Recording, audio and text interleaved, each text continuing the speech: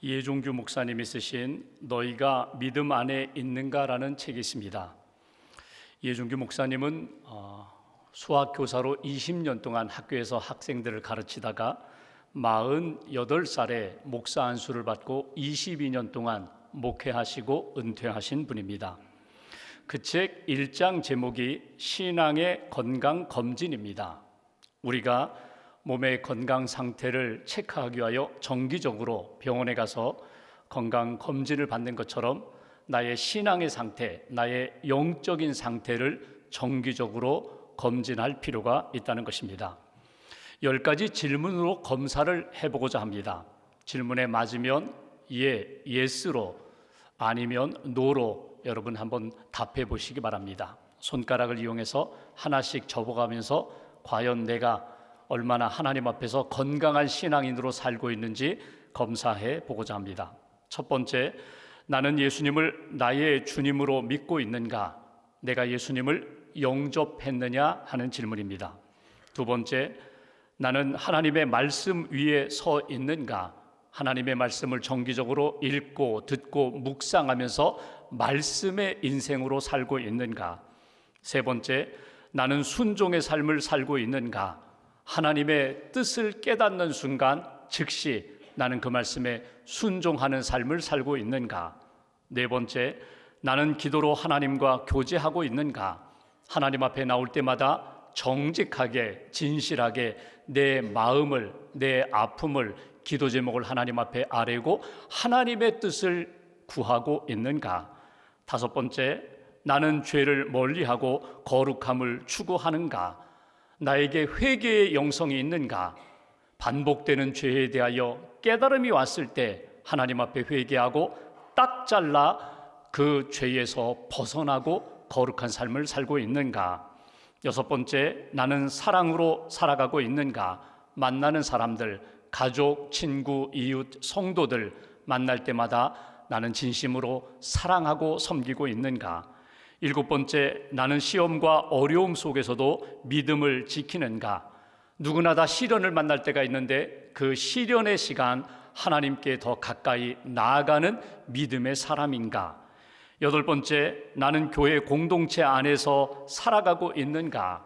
예배와 양육과 섬김의 삶으로 신앙생활하고 있는가? 아홉 번째, 나는 열매 맺는 삶을 살고 있는가? 내가 예수님 믿기 전과는 확실히 다른 변화된 신앙인의 삶을 살고 있는가?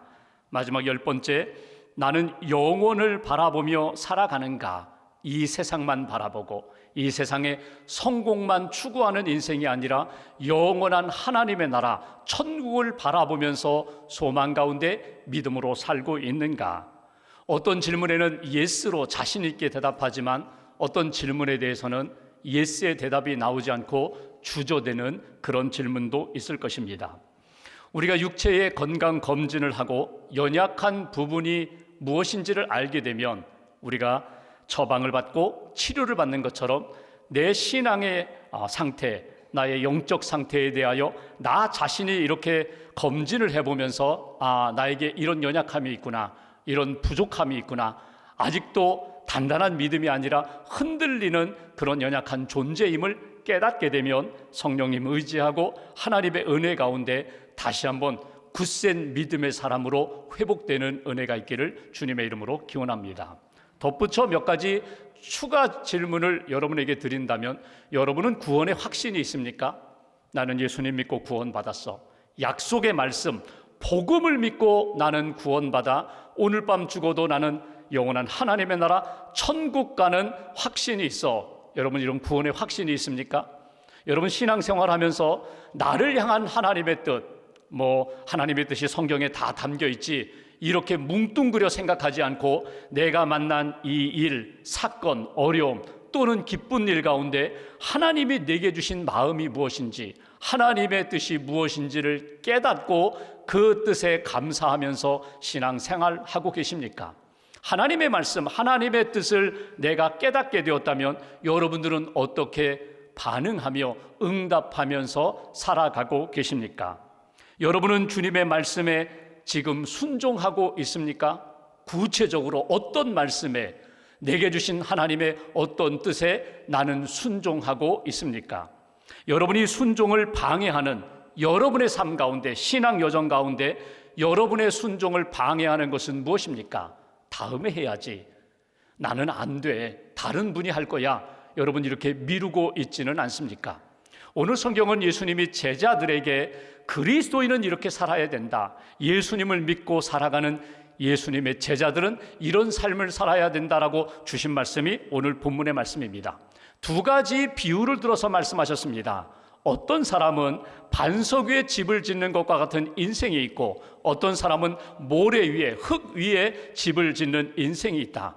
예수님을 믿고 구원받은 사람들, 그리스도인들은 반석 위에 집을 짓는 견고한 믿음의 삶을 살아야 된다고, 믿음의 가정을 이루어야 한다고 주신 말씀이 오늘 본문의 말씀입니다. 먼저 46절 말씀을 제가 봉독하겠습니다. 너희는 나를 불러 주여 주여 하면서도 어찌하여 내가 말하는 것을 행하지 아니하느냐. 여러분, 예수님을 향하여 주님이라고, 퀴리에라고 그렇게 부른다는 것은 이미 믿음 있는 사람들입니다. 당시에 주여라고 부를 수 있는 대상은 로마 황제뿐이었습니다. 그런데 처음에는 예수님을 랍비요, 선생이요 라고 부르고 예수님을 따르기 시작하다가 이분이 그냥 세상에 뛰어난 선생이 아니라 하나님이 우리를 구원하기 위하여 보내신 구세주이심을 깨닫게 됩니다. 이분이 내 영혼을 구원하고 내 삶을 이끌어 가실 참된 주님임을 깨닫고 그때부터 예수님을 퀴리에, 주여 주여라고 그렇게 불렀다는 것입니다. 너무나 귀한 일인데 예수님은 이렇게 말씀하십니다. 너희들이 나에게 주님이라고, 주여 주여라고 부르면서 왜 내 뜻대로 살지 않느냐, 내가 전한 말씀을 행하지 않느냐 책망하시는 말씀입니다.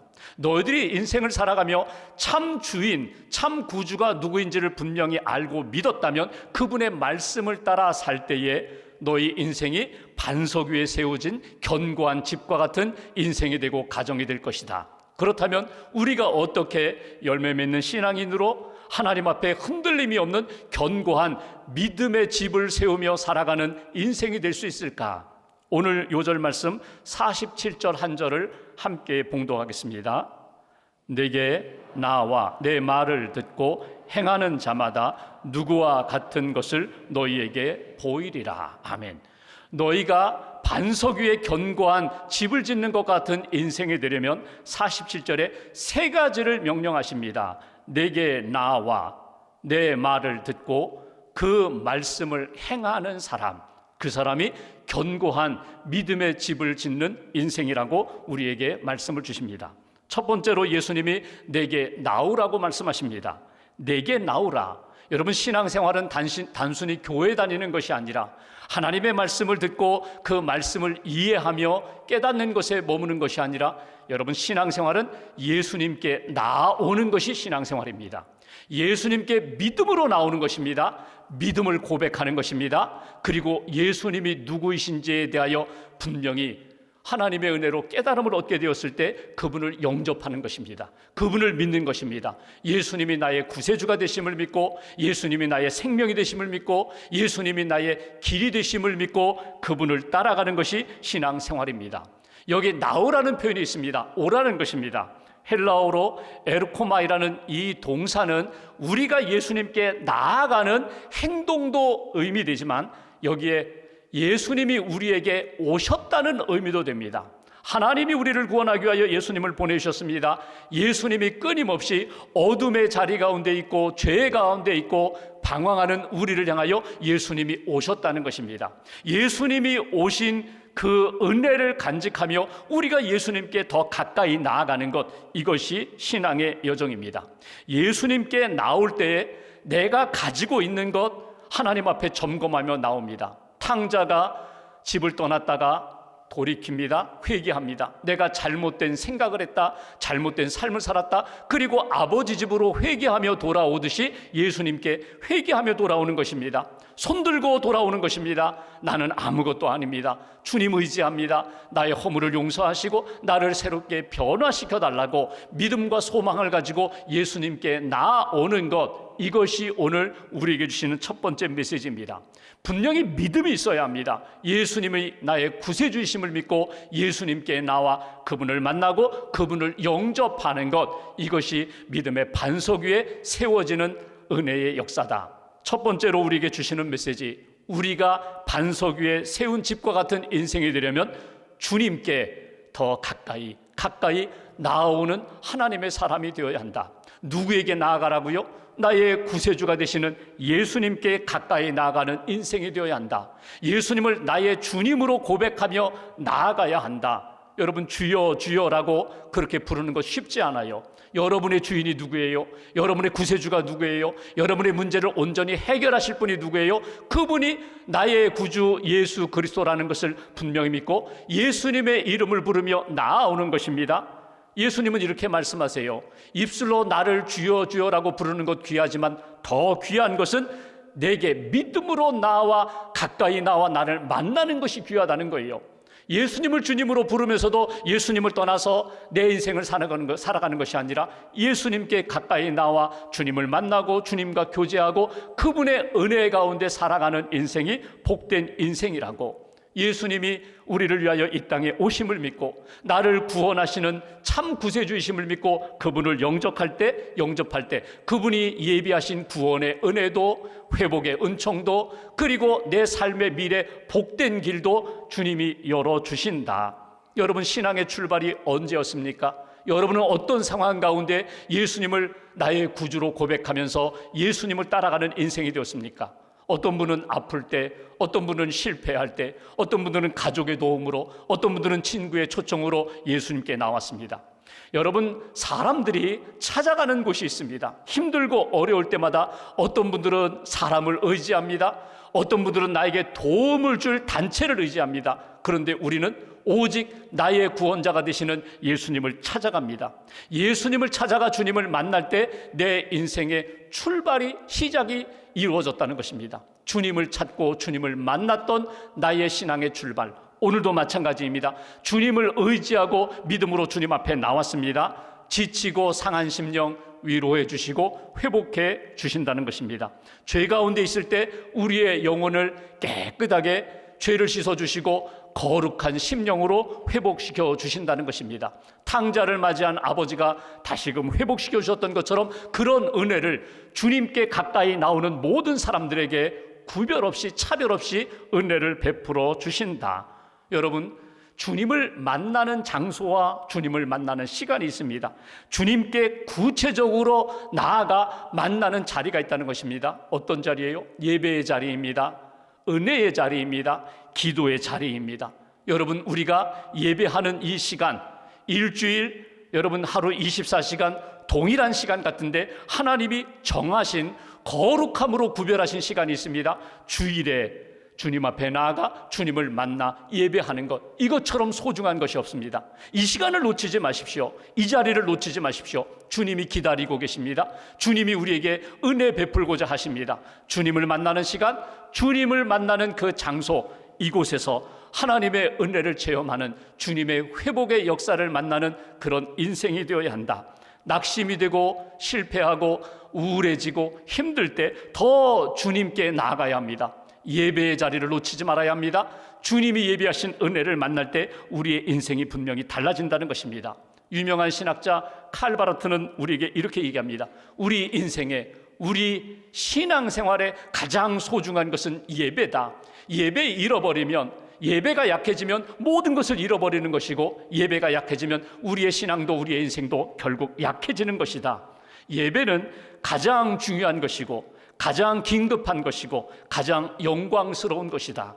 그러므로 창조주 하나님을 예배하고 나의 구세주이신 예수님을 예배하는 것, 이것이 내 인생과 신앙의 가장 소중한 것임을 놓치지 말라고. 여러분, 이 시간, 주님을 만나는 시간, 주님께 나온 이 시간, 여러분 꼭 예배를 통하여 주님께 더 가까이 나아가시고 주님이 예비하신 은혜를 체험하는 저와 여러분 되시기를 주님의 이름으로 기원합니다.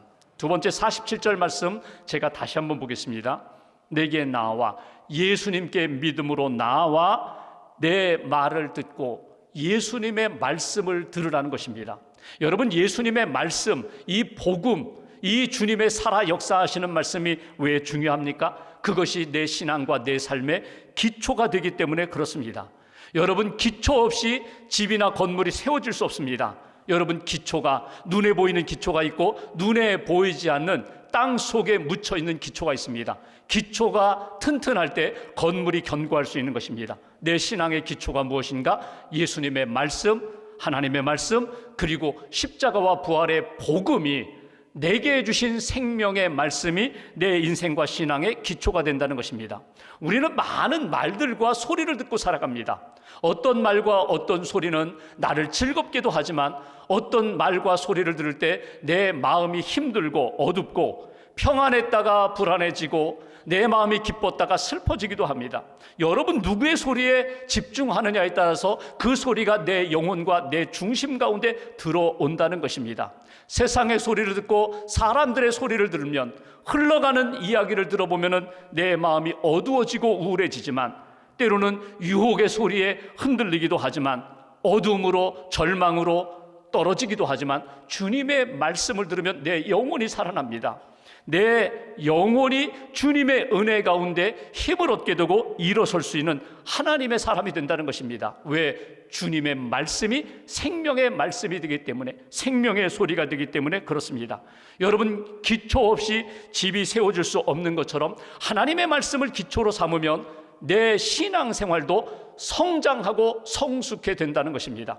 말씀이, 처음에는 내가 말씀을 받아들였는데 말씀이 나를 견고한 믿음의 사람으로 세워주십니다.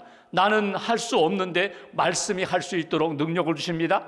나는 미래를 보지 못하는데 말씀이 나로 하여금 미래를 바라볼 수 있는 예지력도 주시고 통찰력도 말씀을 통해서 우리는 얻게 된다는 것입니다. 그래서 우리가 말씀을 놓치지 말아야 합니다. 주님께 가까이 나오십시오. 그리고 두 번째, 우리에게 주시는 메시지, 우리가 반석 위에 세워진 견고한 믿음의 집과 같은 인생이 되려면 주님의 말씀을 사모하고 그 말씀을 듣고 새겨야 한다는 것, 주님의 말씀을 들어야 합니다. 세상의 소리가 아니라, 사람들이 즐겁게 하는 소리가 아니라 생명의 말씀을 들어야 한다는 것입니다. 생명의 말씀이 무엇입니까? 복음입니다. 하나님이 세상을 창조하셨다는 것, 하나님이 지금도 우리 한 사람 한 사람을 사랑하신다는 것, 우리와 함께 하신다는 것, 세상 사람들은 알아주지 못하지만 하나님이 내 모든 것을 아시고 사랑으로 품어주신다는 것, 그리고 마지막 의의 최후 승리와 영생을 약속하셨다는 것, 지금은 힘들고 답답하지만 복음을 들으면, 생명의 소리를 들으면 우리의 영혼이 깨어나고 일어서게 된다는 것입니다. 세상의 소리를 듣고 혼돈 가운데 빠져있던 우리들, 여러분, 예배드리며 주님의 음성을 들어보십시오. 새벽에 일어나 하나님 앞에 기도하며 새벽 제단을 쌓으며 깨끗하게 들려주시는 하나님의 음성을 사모하며 들어보십시오. 성경을 읽을 때, 기도할 때 오늘 내게 주시는 말씀이 있습니다. 그동안 알았던 말씀이 아니라 오늘 내 상황 가운데, 내 문제 가운데, 내 고민 가운데 하나님이 들려주시는 그 말씀, 생명의 말씀을 들으면 내 영혼이 굳센 믿음의 사람으로 일어설 수가 있다. 십자가와 부활의 복음이 내 영혼을 살렸는데, 그거는 내가 처음 예수님 믿을 때, 세례 받을 때 고백했던 말씀이 아니라 오늘도 마찬가지예요. 십자가와 부활의 복음을 잃어버리면 우리는 껍데기 신앙으로 살 수밖에 없어요. 다시금 고백하는 것입니다. 들려주세요. 주님의 음성 듣게 해주세요. 말씀 붙잡고 일어설 수 있는 하나님의 사람이 되게 해달라고. 여러분, 이런 소망이 있는데도 왜 말씀이 들려지지 않을까? 나는 듣고 싶은데, 성경을 읽을 때, 예배 드릴 때, 기도할 때마다 주님이 나에게 주시는 생명의 음성을 듣고 싶은데 왜 내가 듣지 못할까? 이미 내 안에 너무나 세상적인 것이 많아요. 욕심이 많아요. 내 마음 가운데 세상의 염려와 유혹이 내 삶을 너무나 가득 채우고 있어서 들어오지 않아요. 들려지지 않아요. 그래서 우리가 성령님 의지하며 또 엎드려 기도하는 것입니다. 주님, 내 눈을 열어주시고 내 귀를 열어주시고 내 마음을 열어주셔서 주님의 말씀을 깨끗하게 받아들일 수 있는 옥토의 마음이 되게 해달라고, 주님의 말씀을 받아서 내 영혼이 살아나는 그런 인생이 되게 해달라고, 이렇게 기도하며 나아갈 때 주님의 선명한 뜻을 발견하는 보화를 얻게 된다는 것입니다. 말씀은 보화예요. 여러분, 예수님의 비유 가운데 보면은 밭에 묻혀있는 보물을 발견한 농부 이야기가 나와요. 어떤 경우에는요, 우리가 기도하는 가운데 쉽게 하나님의 말씀이 들어오고 하나님의 말씀이 들려지는 때가 있는가 하면, 하나님 앞에 기도해도, 하나님 앞에 부르짖어 기도했는데도 들려지지 않을 때가 있다는 거예요. 그때 어떻게 하시라고요? 포기하지 마세요. 절망하지 마세요. 구도자의 심령으로 하나님 앞에 기도하면, 찾고 찾으면, 여러분, 흙을 갈다가, 밭을 갈다가 땅속에 묻혀있는 보화를 발견한 농부처럼 가진 거 다 팔아서라도 이 밭 전체를 사고 나는 이 보화를 얻으리라, 그렇게 추구했던 농부처럼 하나님 주신 말씀 하나만 있으면, 내게 주신 생명의 복음 하나만 있으면 나는 기뻐할 수 있고 감사할 수 있고 주님 앞에서 새해 먹고 일어서 주님 영광 돌리는 인생이 될 수 있다. 말씀을 사모하시고 기도하며 성령의 도우심 가운데 오늘 내게 주시는 하나님의 말씀 딱 붙잡고 그 말씀 의지하여 살아가는 인생. 처음에는 내가 말씀을 붙잡았는데 아니에요. 말씀이 나를 붙잡을 것입니다. 말씀이 나에게 다시금 일으켜 주셔서 빛 가운데, 은혜 가운데, 능력 가운데 살아가는 하나님의 사람으로 이끌어 주실 것입니다. 요한복음 5장 25절에 예수님이 이렇게 말씀하세요. 진실로 진실로 너희에게 이르노니 죽은 자들이 하나님의 아들의 음성을 들을 때가 오나니 곧 이때라. 듣는 자는 살아나리라. 하나님의 말씀을 정말 깨닫고 그 말씀이 내 심령 안에 들어오는 자는 살아나리라. 내가 나를 일으키지 못하는데 말씀이 나를 일으킨다는 거예요. 에스겔 골짜기에 죽은 뼈들이 이렇게 쌓여 있는데 말씀이 들어가고 성령의 바람이 들어가니까 그 마른 뼈들이 일어나 생명의 역사, 군대가 되는 것처럼 하나님 말씀을 주시고 성령의 역사가 내 안에 임하면 내 삶은 분명히 달라집니다. 말씀 붙잡고 일어설 수 있는, 말씀의 은혜와 능력으로 흔들림이 없는 믿음의 길을 걸어갈 수 있는 저와 여러분들 되시기를 주님의 이름으로 기원합니다. 가일 아이들머니 지은 팬인가 제자인가라는 책에 보면 한 부부 이야기가 나와요. 어떤 주인이 한 달 동안 해외여행을 가게 됐습니다. 먼 곳으로 가면서 옆에 살고 있는 젊은 부부에게 우리 집 좀 돌봐달라고, 내가 비용을 지불할 테니까 우리 집 좀 잘 관리해달라고 부탁을 합니다. 그리고 가면서 노트에다가 우리 집에 한 달 동안 이렇게 돌보아야 할 내용에 대하여 구체적으로 이렇게 메모를 남겼습니다. 우리 집 정원의 꽃, 화분에 있는 꽃은 이렇게 물을 주십시오. 이렇게 시간을 정하고 날짜를 정해서 좀 잘 돌봐주십시오. 우리 집에 있는 고양이 사료가 몇 가지 있는데 이거는 언제 주고 이거는 시간 맞춰주고 우리 고양이 좀 잘 돌봐달라고. 쓰레기는 쓰레기 수거 일에 정확한 시간에 쓰레기 배출해 달라고. 그리고 화장실, 1층 화장실이 가끔 이렇게 막히게 되는데, 그래서 물이 넘치게 되는데 혹이라도 넘치게 되면 이 밸브는 어디에 있으니까 꼭 잠가서 물이 넘치지 않게 좀 집을 좀 관리해 달라고 몇 가지 쭉 내용을 노트에 적어가지고 부탁을 했어요. 이 젊은 부부가 걱정하지 마시라고, 제가 잘 관리해 드리겠다고. 한 달 뒤에 주인이 왔습니다. 와보니까 딱 들어서는 순간 정원에 있는 풀, 꽃들이 다 말랐어요. 화분에 있던 그 꽃들도 다 시들어 죽었어요. 또 차고 문을 열자 차고 안에 쓰레기 더미가 쌓였어요. 한 달 동안 그 집에 사는 부부가 아니 이렇게 집을 망가뜨릴 수가 있나. 이렇게 화장실에 들어가 보니까 이미 물이 차고 넘쳐서 한강이 돼버렸어요. 뒷뜰에 보니까 작은 이렇게 무덤 같은 것이 있는데 저 무덤은 도대체 누구 무덤이냐고 그랬더니 얼마 전에 고양이가 죽어서 거기에 묻었다는 거예요. 여러분, 이 이야기를 듣고 그 주인이 여러분 어떻게 하겠습니까? 잘했다고 하겠어요? 왜 이렇게 했냐고, 왜 이렇게 집을 망가뜨렸냐고, 왜 이렇게 관리하지 못했느냐고. 그때 부부가 이런 이야기를 합니다. 주신 노트 매일매일 읽었습니다. 주신 노트 읽고 외우다시피 무엇을 해야 된다고 우리가 잘 알고 있습니다. 아는 것에 머무는 거예요. 그 책에서 강조하는 내용은 이것입니다. 우리가 그럴 때가 너무나 많다는 거예요. 주님 압니다. 저 잘 알고 있어요. 그렇게 살아야죠. 그런데 정작 움직이지는 않아요. 순종하지는 않아요. 하나님 뜻에 맞춰서 살아가지는 않아요. 그런 인생이 아니라 모래 위, 흙 위에 집을 짓고 살다가 그냥 무너지는 인생이 아니라 예수 그리스도의 믿음의 반석 위에 세워진 인생이 되라고 주님께 나아오십시오. 주님의 말씀을 사모하고 주님의 말씀을 들으십시오. 그 말씀대로 움직일 때 우리의 인생도 우리의 가정도 하나님이 기뻐하시는 견고한 인생으로 세워주리라. 어떤 시련도 어떤 유혹도 능히 이길 수 있는 하나님의 사람, 믿음의 사람, 예수님의 제자들 되시기를 주님의 이름으로 기원합니다.